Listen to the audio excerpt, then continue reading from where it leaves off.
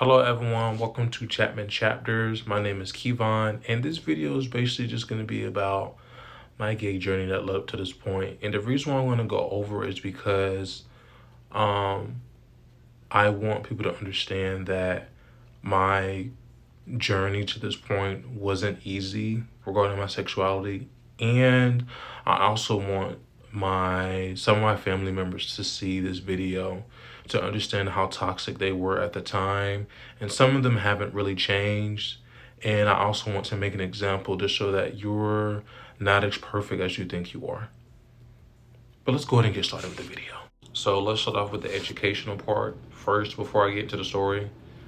um let's start off with what gay is. I'm pretty sure it's 2024 and everybody should know what it is, but it's basically same sex attraction, and you're only attracted to that same sex. That's basically what it is. Same gender, same thing.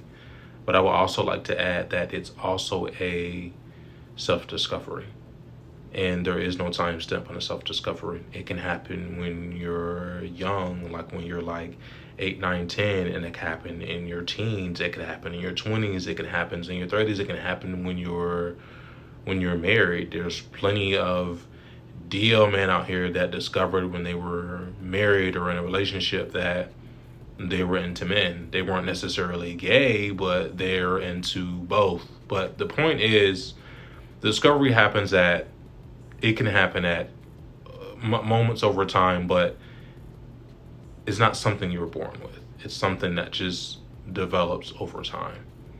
But anyway, let's get started with the story. So I'm gonna try to make this story like somewhat detailed, but try to be short. Try not to make it be too long. But anyway, I'm gonna start with the story. So when I was 7 years old, I want to say maybe first grade, there was this guy named Richard. We would sit by each other in class, and it felt more than a friendship there. It definitely felt like there was more feelings there. But we were kids. We didn't know what gay was, any of that. It really just felt more like a kiddie feeling kind of thing, like a kiddie I like you kind of thing, or like you kind of thing. What there was really, I didn't want to say like there was a. I said you can say there was like a crush. I guess you could say it was like a kid crush at the time. You can say it was kind of the same thing when we speed over to fourth grade. There was a guy named Jalen on my bus. We would beatbox together, rap together. We would talk about Dragon Ball Z. I would imitate certain characters' voices. He would do the same thing. And then one day, I guess feelings built up over time, and I wrote him a note saying, "Do you like me? Yes or no?" And I was so afraid to give it to him because I thought I'd ruin our friendship. But one day I was just like, fuck it. I gave it to him, and he actually answered it. He checked yes and gave it back to me. But we never really talked about it after. We never really acted on it after, because once again, we were kids. I did date girls like in between, like up to this point. Like there was a girl that I kissed and maybe dated in daycare at the time. I think I was like 8 or 9. She was my first kiss. We kissed on I think it was like some kind of like monkey bars. At the time, it seemed like it was a big deal because I was trying to impress like maybe the other guys that I knew at the daycare, but it didn't really impress me. You get what I'm saying? Like it was more like me impressing other people, not necessarily myself or something that like I genuinely liked. I'm not gonna say I was disgusted, but it just felt kind of like numb. There was no excitement, but I also didn't feel uncomfortable. Um, Speeding along to middle school, there was a guy named Oscar. You can tell that there was more than just a friendship there. But once again, we couldn't really act. There was another guy in my school. He wasn't even gay, but he was bullied. I guess like because some of the abnormal things that he would do would be different than other people, and he was bullied, and people separated themselves from him, and anybody who interacted with him was also labeled that. And one of my closest friends ended up being friends with the guy, and he told me, he was like, I don't care like what everybody else think of him. Like, I think he's a good friend. I think he's a cool person. And we ended up being friends at some point. I want to say maybe later that year. No, this is not the same guy, Oscar, I was talking about. Oscar and the dude that was being bullied are totally two different people. But back to the Oscar thing. So the Oscar thing, we would do stuff like, or not do stuff, we would say stuff like, oh, well, if you was a girl, then I would date you, blah, blah, blah, blah. Anybody who's actually straight is not going to say that to another guy. Like, they're just going to say, like, hey, I'm not attracted to you. But we would say stuff like that. We would kind of like play, like it would be kind of like, it's kind of hard to explain, but like I would touch his shoulder and be like, no homo. He'll touch mine and be like, no homo. And it was like we were playing with the fence there, but we wasn't trying to go like over it. Hopefully you understand what I'm trying to say here.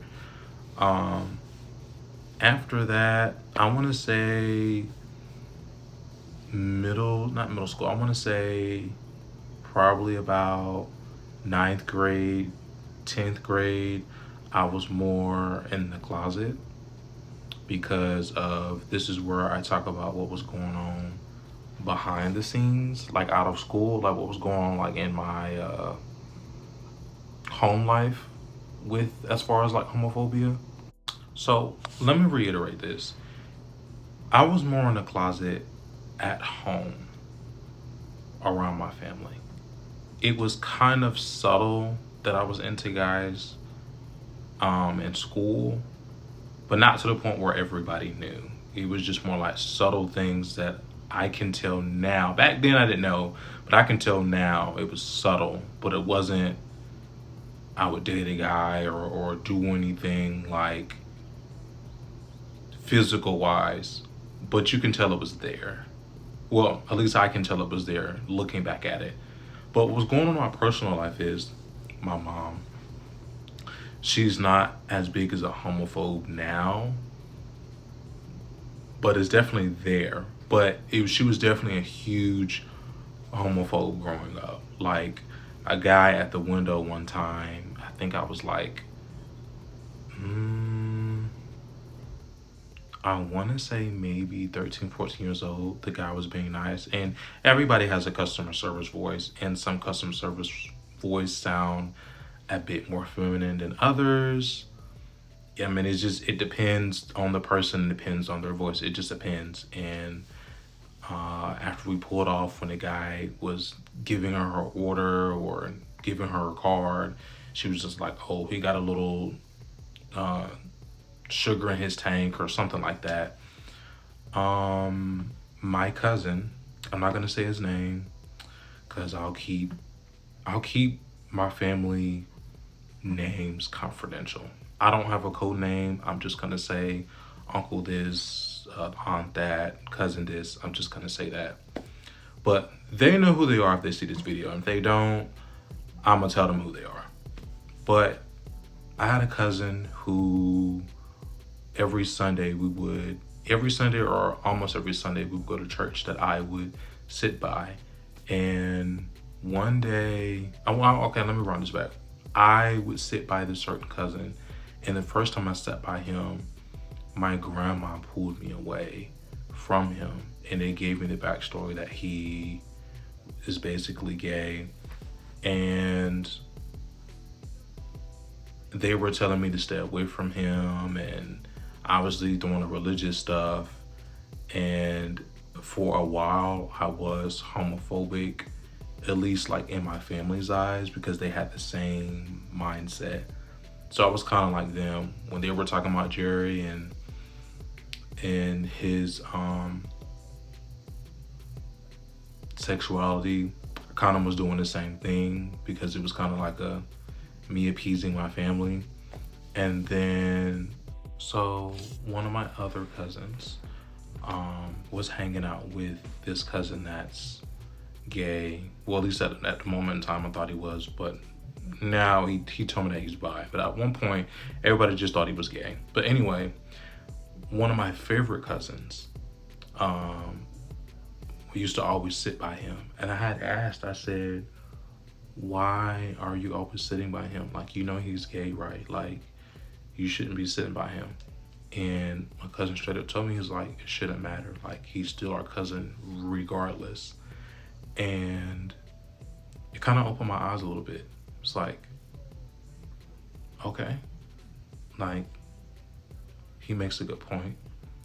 And I want to say maybe a few weeks later, I sat down right beside him and I spoke to him, and we started talking about, like, he started talking about his journey and how the family treats him different, and how, like, they have all the kids, like, preventing to sit by him. Like, only women can really sit by him. They don't want any of the men to sit by him. And we kind of got closer over time, and I started being more and more disgusted whenever my mom would bring up any kind of homophobia, especially when she brings him up. She always would bring him up most of the time after church about what he did or any little action that he would do.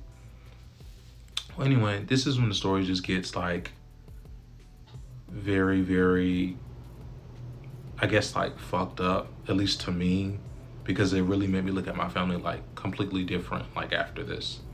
So my aunt has set of twins and a daughter, and they moved when I was like 7, 8 years old. I can't remember. And they were gone for about 9, close to 10 years. They came back in was this 2013 they came back? Or was it 2011? One of them years they came back, and she came back with a girl this time that she was in a relationship with. And the family was quiet. They weren't dogging her like they did my cousin. And I'm guessing it's because, like, they were a lot closer to her than it was with the cousin they were dogging over the years. And I want to say 6 months later, I got a phone call from my mom. I don't know if I was at somebody's house or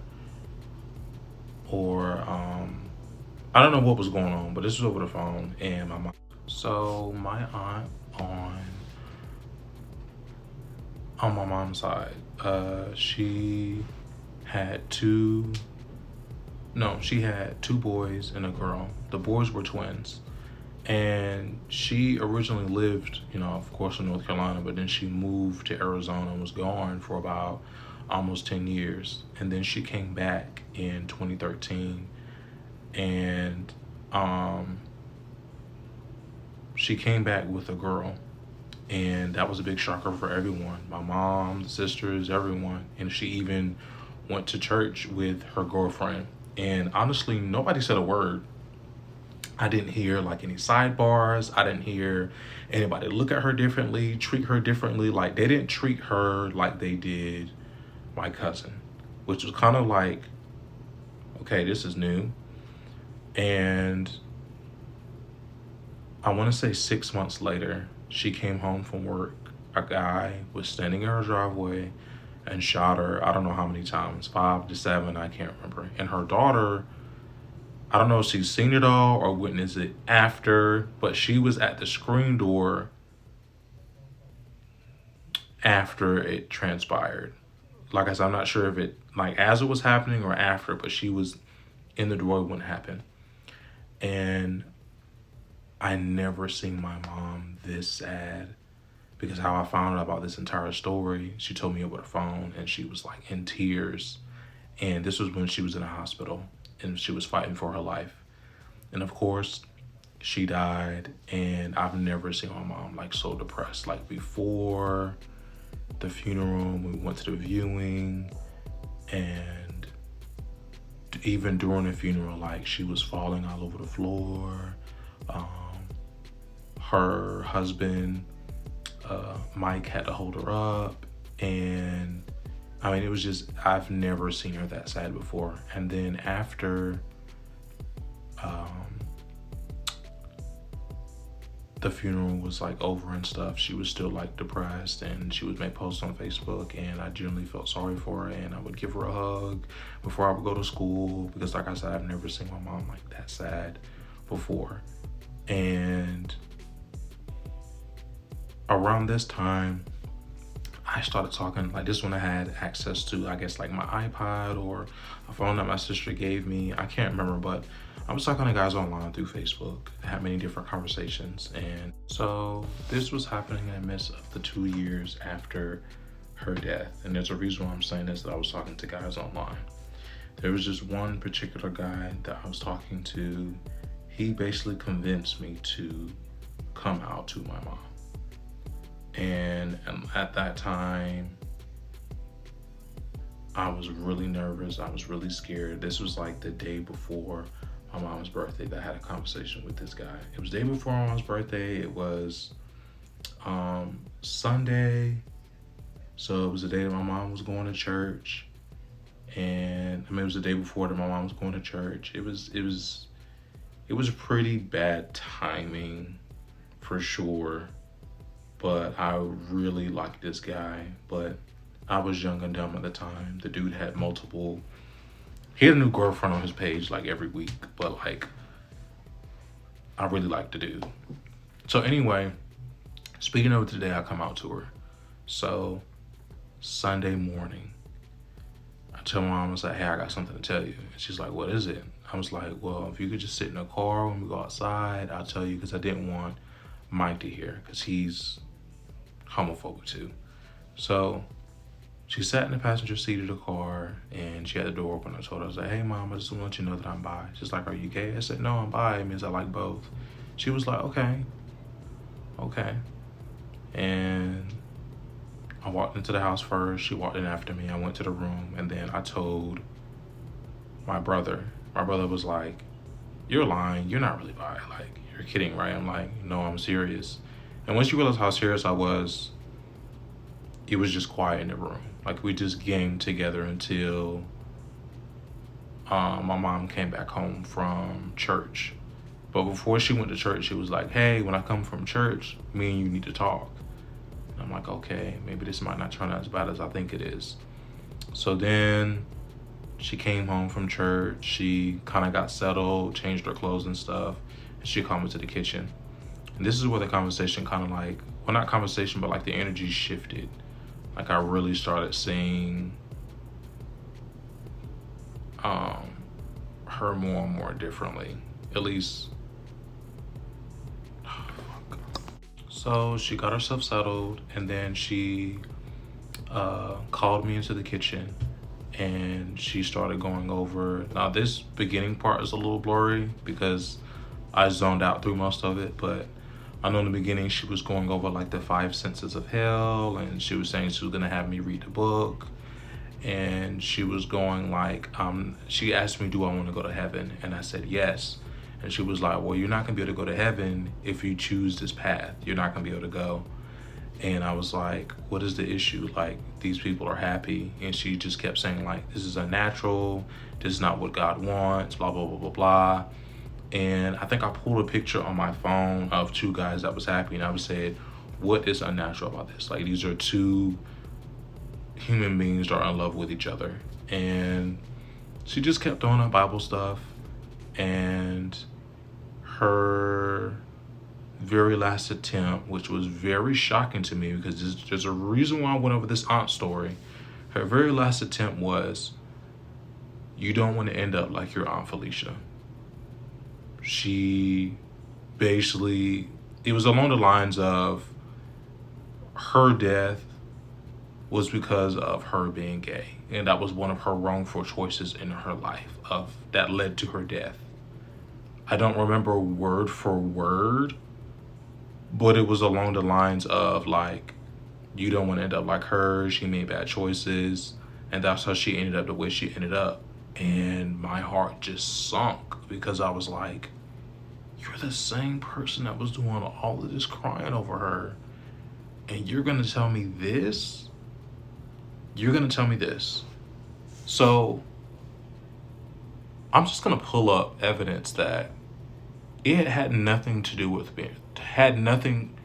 her being gay. Like, she died because she was a part of like this drug gang or group or ring, and her court date was going to be the next following year, and somebody needed to silence her before that happened. Whether she was gay or straight when this happened, I mean, obviously she was bi, but regardless, she was going to be dead because she was a part of this little drug thing. So as you can see in the picture here, that her being gay had nothing to do with her death. It was because of a drug thing. You're welcome to pause the video and read what happened, but I just wanted to show you proof that that was the real cause of her death. And also, here's some other pictures showing that around this time I was struggling with myself after that conversation me and her had. I was confused. I didn't know who I was. The conversation was just so like sad and traumatic after she had said that around that time. So anyway, after that, she told me to go to my room, and I went to my room. I thought about the conversation, and then every morning for the next 3 days, she would go, a man is supposed to be with a woman. Like, she just kept saying it over and over and over and over and over again. And I want to say about the third day, I finally snapped and was like, Mom, like, stop doing this. Like, stop doing this. And she finally stopped. And then I want to say later that year, we went to the family gathering, and one of my uncles threatened me by saying, like, if I find out you're with a guy, I'm gonna punch you. To give you a short backstory that I left out, when I first initially came out, I posted it on Facebook, and that's how they found out, because I had my family added, and my mom told me to delete the post, like, after me and her had that terrible conversation. Anyway, back to the main story at hand. But yeah, my uncle basically threatened me and was like, if I find out you with a dude, I'm gonna punch you. And my other aunt, she was throwing some religious stuff. I couldn't even remember what it was. And then my other uncle basically was like, God is gonna get rid of all F slurs off this planet, or some BS. These were during separate times during this family gathering, because it went from me riding in the car with my uncle that threatened me. Then it went from going to my grandmother's house, and then we had drove to my aunt's house, and then that's how I met my other uncle, and him saying what he said. And after they spoke to me, I mean, I'm not gonna lie, I really did try to push myself to be straight. Like, after that family gathering, I'm gonna say for 2 to 3 weeks, I really tried to convince myself to be straight. And there was another guy I was talking to around that time. I kind of just cut things off with him. I was like, hey, like, I feel like this isn't right, blah, blah, blah, blah. And I kind of just cut it off. And I think I dated a girl for a week, but obviously I wasn't happy with her, so I kind of just cut it off after the week. Or either she cut it off with me. I can't remember what it was, but either way, it didn't last that long. And I felt like this really bad feeling. It's that feeling where, where you feel like you wanna, it felt like that. So before those thoughts fully took over, I'm not gonna lie, what I did was I kind of just prayed. I was like, if God really didn't want me to be alive, if he really felt the way I felt, feel the way my family feels, I wouldn't be alive today. And I kind of just prayed that I hope my life becomes better. And then after that, I started being more of myself behind the scenes, but just like in the closet around them. I wasn't homophobic. I wasn't any of that anymore, but it was just like I kept that part of myself to myself or to people that was comfortable with it. So of course, eventually that was around the time where I told my sister, I told my other siblings, and a couple of my cousins knew, but the main family didn't know. And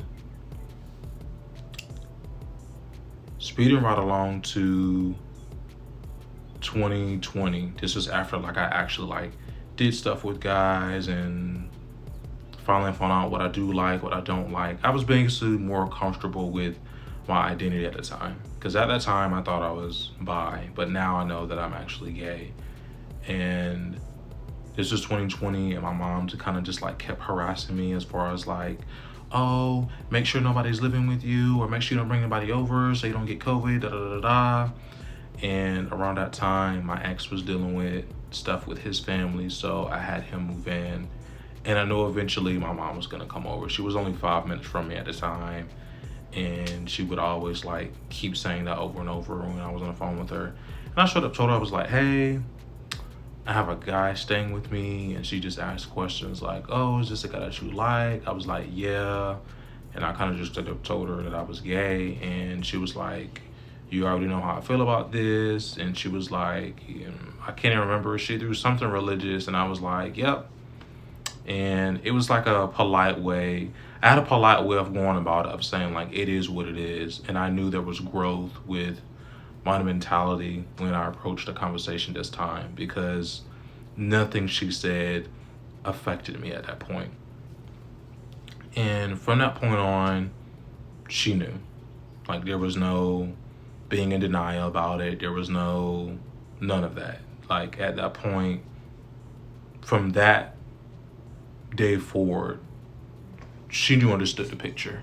So there were some parts in the story that I didn't say, and there was also some parts that I wasn't detailed about because I didn't want it to be too long. Like, I can probably go over if I had like a conversation with someone, but like as far as trying to show it for YouTube, I really didn't want to just bore anybody with all of the details and all that extra stuff. I just wanted to go over the main points. But I also want to say this. The uncle that threatened me, he beat his girlfriend to the point where she put a restraining order out, and they had a kid together, so he was not able to see his kid.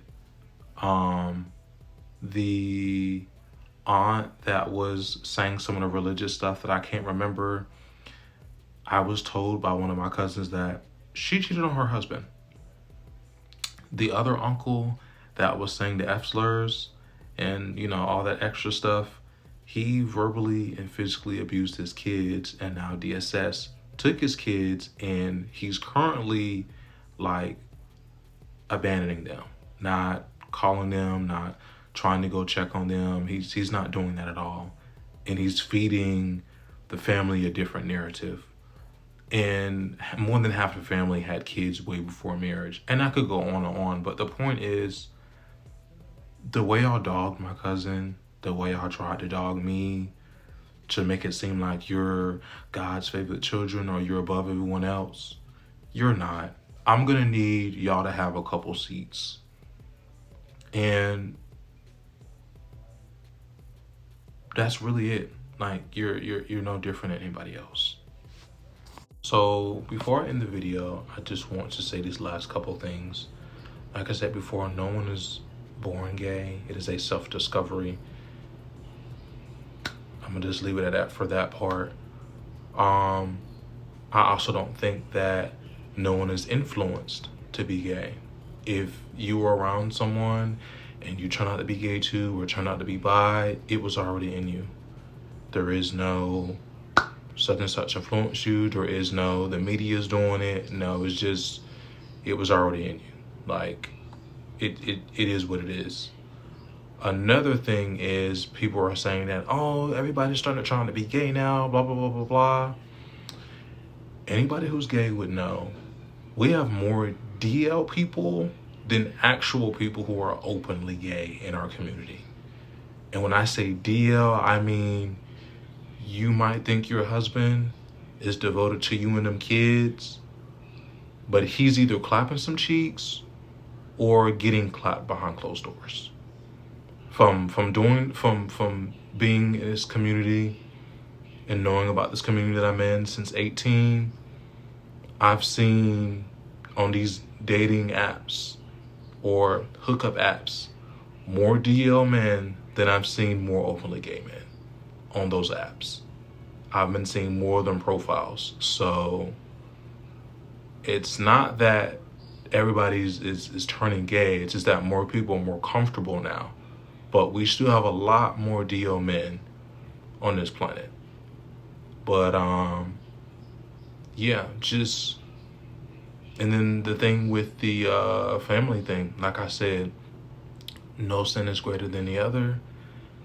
Y'all need to check yourselves before you check someone else, and stop the cult shit, stop the bigotry, break the cycle. But if you don't want to, that's fine, but I'm not gonna feed into your delusions. And like I said, I'm okay with being the black sheep, because I'm no longer blind to what's really going on, unlike some of you. But anyway,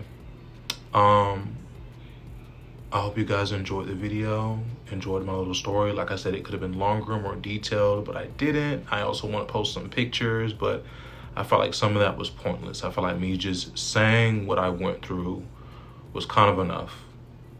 But I'll see you guys in the next one.